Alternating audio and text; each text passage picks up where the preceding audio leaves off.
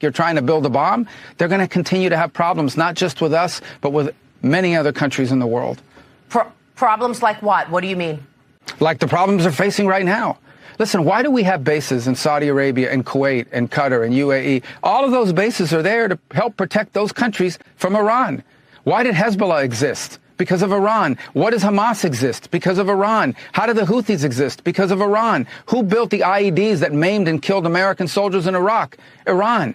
They're behind every problem in this region. They are the sole source of instability in the entire Middle East, and the world's been paying a price for this for 40-something years. Imagine those people having a nuclear weapon, just one nuclear weapon, or even the capability to being on the threshold of having a nuclear weapon. That's what the world was facing. That is unacceptable. President Trump did the world a favor last night, and now the Iranian regime should wake up and say, okay, if we really want nuclear energy in our country, there's a way to do it. That offer's still there. We're prepared to talk to them tomorrow and start working on that. Steve Witkoff has traveled extensively around the world trying to reach that deal with them, but they play too many games. They play way too many games, and now they found out. Are we now at war with Iran? No, we're not. This is not a war against Iran. This is very simple. 67 days ago, the president of the United States sent the Iranians a letter, and it said, you're not going to have nuclear weapons. You're not going to have a militarized nuclear program.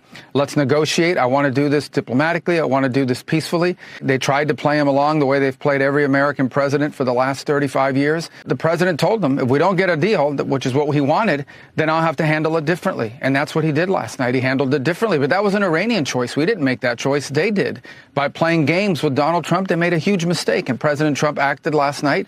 And I think the world today is safer and more stable than it was 24 hours ago. And a bunch of these countries putting out statements condemning us privately, they all agree with us that this needed to be done. They got to do what they got to do for, their own public relations purposes. But the only people in the world that are unhappy about what happened in Iran last night is the regime. A response from Iran. As you said, they've sponsored terrorism for nearly half a century. I mean, what should we be prepared for? I think we have to be prepared for Iran to retaliate. And I join the president in his warning to the supreme leader of Iran that if he targets Americans, the military force he will see will make last night look like child's play. We have troops in the region. Iran has targeted Americans around the world in Marine barracks in Beirut, in barracks in Saudi Arabia. They've targeted embassies of countries around the world. For all we know, they may have gotten sleeper cells into the country during Joe Biden's wide open border. So the threats are serious, and we take them seriously. President Trump has no higher priority, as do I, than the safety of the American people. And again, the supreme leader and the Ayatollahs in Iran need to understand that President Trump means business. They have a chance to sue for peace here, to dismantle whatever remnants of their nuclear program remain, and to continue to actually survive. Because we haven't targeted the supreme leader, we haven't targeted their energy infrastructure, we haven't targeted other critical infrastructure. That's an implicit message that Iran still has things that they hold dear that neither the United States nor Israel has struck. Iran needs to heed President Trump's warning.